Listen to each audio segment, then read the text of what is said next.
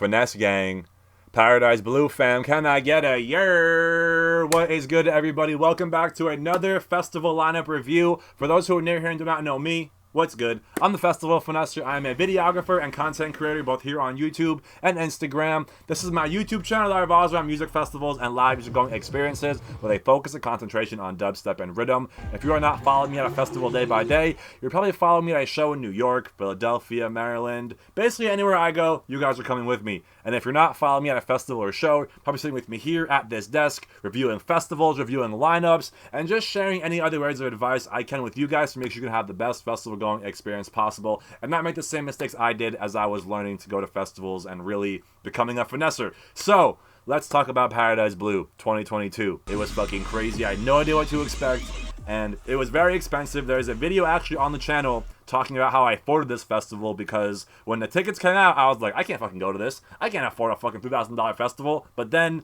when you have the resources and you just have the discipline and can make some sacrifices, it is very possible. So I will link that video up here. You guys can watch that after this. But right now we are talking about 2023. And I can't even believe that we are going this far into the future already. But I wanted to talk about this one early because, you know, having gone last year, I have a lot that I can say about it, and I could be a resource to a lot of people. In my opinion, the best way to learn and find out what the festival is going to be like is to watch the vlogs. I really try and capture the whole experience from when I left to when I came home, you know, between the hotel and the pool and the beach and the inside and the food and just navigating and the heat and everything. So if you want to find out what you're getting into and see if it's worth it, check out the vlogs.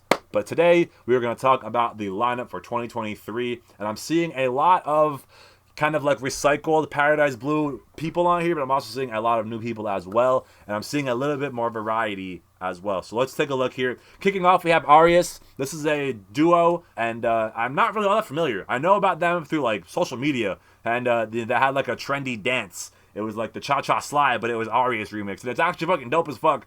But I don't know them for much else aside from that. They've played some big festivals. But ATLiens are going to be bringing that weird, bassy, kind of experimental. It's a nice hybrid of like heavy dubstep, but also weird experimental stuff. Barely Alive are going to be bringing that like typical kind of dubstep, bro step sound. Very heavy, very high energy. Boogie T, more wobbly, kind of wonky vibes. Black Tiger Sex Machine, that's fucking dope. That's a new one, big addition. And again, they're a little bit of everything. High energy, a little bit bouncy, lots of heavy. But, you know, I feel like they're not just stuck and, you know, only going to give you dubstep. They give you a whole bunch of variety of sounds and genres. Dion Timmer, same thing, gives you a little bit of everything. Dubstep, bouncy shit, weird shit. You know, so I have heard him play some deep dub. I have heard him play some melodic. So, you know, he gives you a little bit of everything. The same kind of way his albums are. A little bit of everything. That's how his sets are as well. Dirt Monkey, again, that kind of wonky, wobbly, fun kind of dubstep vibe. Excision, 3 sets. So we're probably going to get a beach set, 2 beach sets, and a pool set. I missed the Detox set last year. That's one of my biggest regrets, missing Excision at the pool. Next, we have Francis Durrell, who I'm pretty sure is more melodic and, you know, on the softer side of things, definitely more vibey. Fun Case, holy fuck, bro. That's going to be crazy, dude. Fun Case in Cancun. God damn. On the beach, I would imagine. Abstracts, more house, bass house kind of vibes, bouncy stuff. I would imagine he's going to be inside. Heritage, that'd be a fucking sick pool set, bro. Heritage by the pool would be a whole fucking vibe. He can bring the heavy, but his live sets I feel like are a little bit more vibey, a little bit just, I don't know. They're like fun, but they're weird, but they're have a little bit of a heavy, but not mosh pit heavy. I feel like that's the best way to describe it. But you know, his tracks can get fucking heavy. Don't get me wrong. And then we have Hole. And I really hope Hole plays in the pool, because that would just be fucking sick, the way just bouncing to the rhythm in the pool. Hole brings a lot of rhythm vibes, even though he has that like distorted kind of like Jekyll and Hyde, Jacquee, just that stompy, dark, distorted sound. It's also, he plays a lot of rhythm. So you can expect that with Hole, and I really hope he plays that fucking pool stage, because I feel like just indoors it won't do him justice.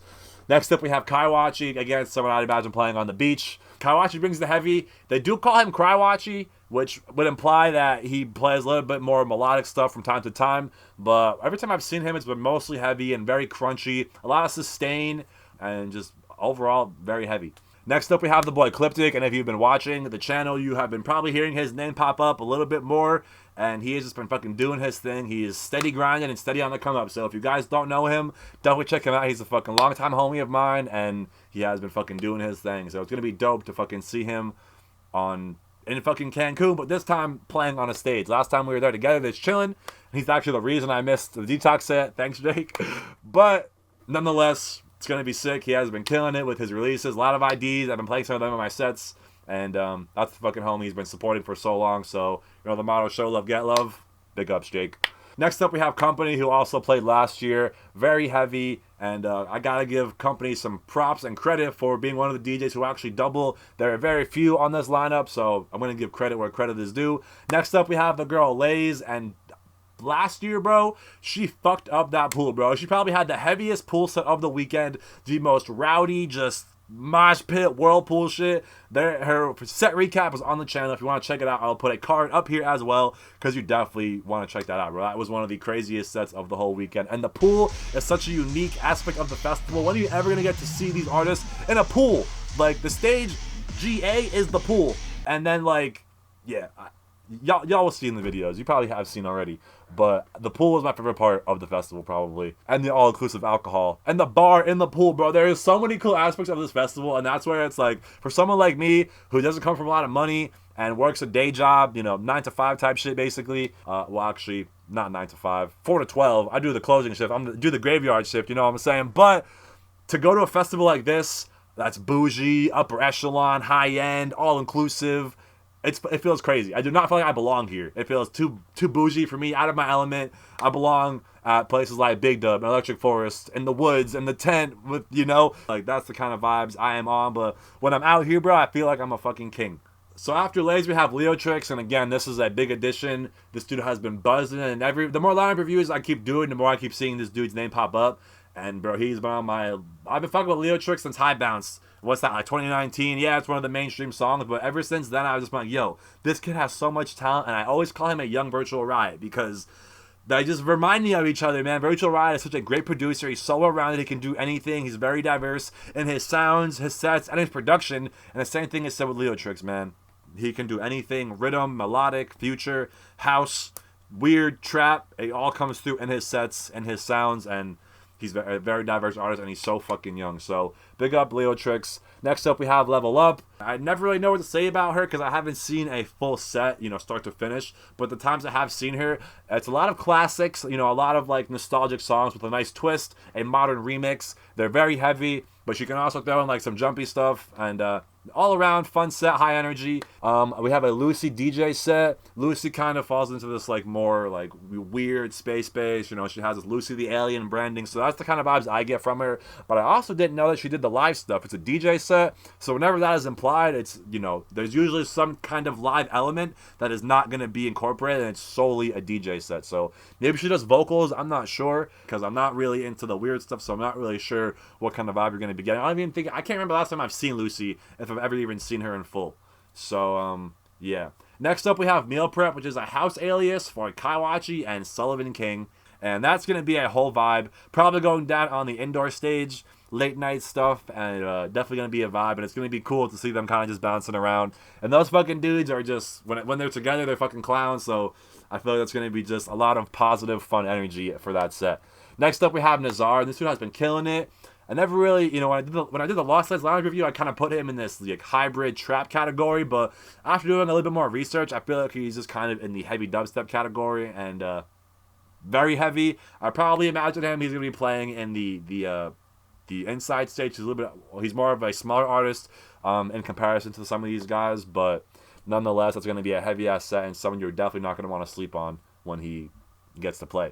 Next up, we have Nautix, someone who has been making noise in the experimental side of things, you know, the Wakan world. I know he's going to be bringing more weird vibes, and that's really all I could say. Like I said, I'm not really into the whole weird experimental side of things. I'm familiar, but that is not my world. My world is the heavy dubstep, even some of the rhythm, but we definitely got to, you know, leave the rhythm to Graham Greene, because that dude is a whole fucking encyclopedia. I am just, you know, knowledgeable. I like what I like, and I'm very selective, and that's why I'm not like an OG core rhythm person. I'm definitely more of a dubstep mosh pit kind of guy, but I do like my rhythm when it's right. Odd Prophet, dude, yes, bro. I have been fucking with Odd Prophet for a while now, since Big Dub, not since Nightmare 2019, he is fucking heavy as fuck. A lot of tear out vibes, a lot of like metallic machinery type sounds. Just come ready to mosh, because that's just gonna be heavy. And I really hope he's, you know, in the pool or outside, but I feel like they're gonna do him dirty and put him inside. I don't know why, but it would be fucking sick to see him on the beach or at the pool and just getting rowdy early in the day with a lot of energy. Perry White, another one, fucking killing it, so heavy, and that's really all I can say about this dude. Is just so fucking heavy. Mosh pit vibes, a lot of like crunchy sounds, but just a lot of jaw-dropping drops when I hear him, whether it's live or fucking on SoundCloud. I'm just like, what? I feel like he's gonna be playing inside as well, even though he's like been doing Lost Lands. I feel like he's still working his way up to the top. Ray Volpe, I could definitely see Ray Volpe playing on the beach or at the pool, and a Ray Volpe pool set would be so fucking fun, dude. He's already a fun dude. I met him at Paradise Blue last year, saw him at Big Dub again, got to film for him a little bit. And his sets are just so high energy, and they're very complimentary of himself. He's very high energy, he's very all over the place, very crazy, and that's how his sets are. And he's just a cool ass dude. Big fucking ups, Ray. You have been killing it, and I'm hyped to see you at Paradise Blue actually playing. So Big Dub is fucking so fun. Yeah, he's a cool ass dude, bro. Fuck.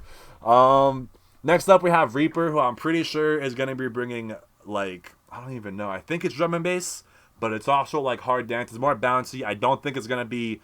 I think there'll be a little bit of dubstep, but he's not on my dubstep radar. I saw him open up for Keizo, and he, you know, Gravedigger. He kind of falls into like that, like heavy but dancey, hard, stylish. If I'm not mistaken, I'm pretty sure that's the kind of vibe Reaper will be giving off. Next up, we have Riot 10. Definitely someone that was going to be playing later in the day, probably on the beach stage. It's going to be heavy as fuck. A little bit of trap. Just mosh pit kind of energy. If you know about Riot 10, if you've ever seen Riot 10, you kind of know what to expect. And if you don't, now you do. Heavy shit, mosh pit shit, and a little bit of everything. He will throw in those kind of like bouncy tracks or the weird shit, but Riot 10 sets are always fucking fun. Whoa, Rusco. That is fucking cool. A Rusco pool set would be nice, but I feel like he's going to be a later set, probably on day 3. Just kind of give you like a break from all the craziness, and that's going to be fun. Rusco sets are always fun, kind of wonky, wobbly, you know, in that Boogie T Dirt Monkey kind of realm. Next up, we have the homie Resurrect, and this dude has fucking killing it as well, and I'm hyped that I'm finally going to get to see him throw that on a main stage. I'll probably see him at Lost Lands, but it's going to be cool to see him like in a smaller setting. You know, it's always Paradise Blue is a cool festival because a lot of the artists are staying for the weekend. So last year I got to meet artists that weren't even playing. Artists that did play, I got to meet Jekyll and Hyde, Louis J. It's really cool to just be walking around, see them at the pool, walking through the resort. So it's a very unique festival. I don't know. It's also just kind of cool the fact that like everybody that's there is only gonna be there. You know what I'm saying? You can't go very far, so you see a lot of the same people like a lot of the time. And it's just a really easy way to just make new friends because you're with the same people for the 3 days. You know, y'all can't go anywhere else. And it's not like Lost Lands where it's 100,000 people. It's like 5,000 max, I'm pretty sure. 10,000. It's not very big in comparison.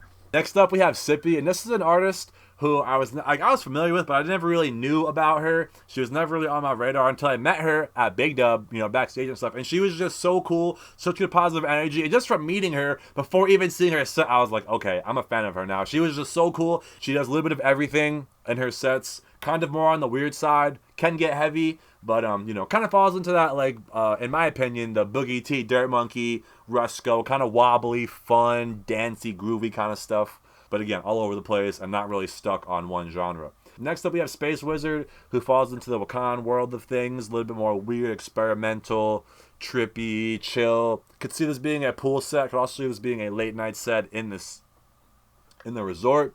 Next up, we have the boy Stone Level, and I got to chill and talk to Stone Level and see him and film for him at Big Dub on day 3. Very humble, very down to earth. He's not one of the artists that's just like, oh, I'm sorry, I don't have time, I gotta go, whatever. Like, he will talk to you, he will say what's up, he'll take a picture, and he fucking throws the fuck down, bro. I got to talk to him about double dropping, and like, I gotta give credit again where it's due. He is one of the few artists on this lineup, and even just in dubstep in general right now, who is breaking into the mainstream on these like tier 2 lineups that is doubling. The underground is doing it crazy, don't get me wrong. The rhythm scene, the underground scene is thriving when it comes to doubles and triples, active hands, and creativity. But Stone Level is one of the few doing it in this circuit, you know, on this festival, mainstream, touring circuit. Him, Company, Cod Dubs, Al Ross, Shivers, Subtronics, my boy Morphic, You Say B-Flow, Hesh, Wooly, Marauders. These are artists that come to mind when I think of doubles and triples. And doing it live, not pre-recorded, you know, they are chopping it, and I appreciate that because it takes a lot of confidence and skill and, you know, just technicality to be able to do that well. So big ups to everyone doing that. Next up, we have Sullivan King, another artist that I could have thrown into that, you know, DJs who double list. And we all know Sullivan King to do the vocals, the rock, a nice infusion, and a kind of hybrid of metal and dubstep. But I will give him credit as well. He threw in some doubles, and some very creative doubles at that, at Paradise Blue, that I could remember. And I was just like, damn, bro, I do not remember Sullivan King throwing down like this. And he really kind of like upped his way into my artists that I would see every time, because every time I see him, he blows me away. Next up, we have Taboo, who just has a more chill, kind of, you know, more into the wub kind of side of things. If wub was a genre, I know it's not, but I just think of, when I think of Taboo, I think of wubs, deep, chill, more trippy kind of stuff. Seen him a couple times, but I really fuck with his production more than his live sets, personally.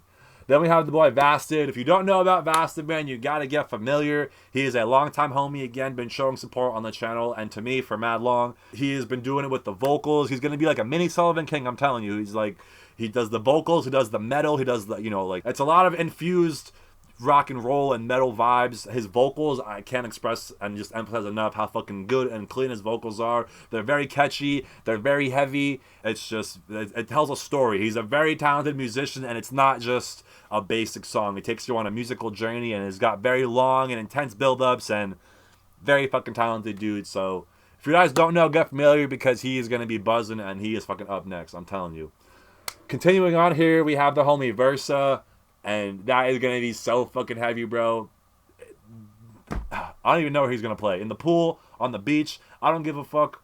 But all I know is I'm going to be starting a pit wherever it is at, bro. Because every time Versa plays, I just explode internally. And I just need to unleash. It's that kind of energy. It's high energy. It's heavy. And, you know, it's a step below Marauder. That's what I say. Marauder's at the top of, like, high energy craziness. Right there with Sudden Death. And then you got Versa next in line, in my opinion. Then we have Virtual Riot. Everyone kind of knows about this dude. Well-rounded, diverse, can do a little bit of everything. Kind of like I said, Leotrix, Dion Timmer falls into that category. It's not going to be one genre. We know him for dubstep, but he can do anything he wants, really. So expect a little bit of everything in that set. Next up, we have the boy Wooly. And again, this is one of these artists that I fuck with, who doubles, and I can appreciate it and respect it. And he always throws down, bro. Like, even though he throws in a little bit more melodic than I would like, that's what he does, that's what he fucks with, and that's his brand, honestly. You do you, but his fucking heavy side of things, I'm a total fan for, and Willie was one of the first artists that really kind of showed love and support, and, you know, for that, I will show love back. My camera just died, so give me a second, and we're going to finish this up here.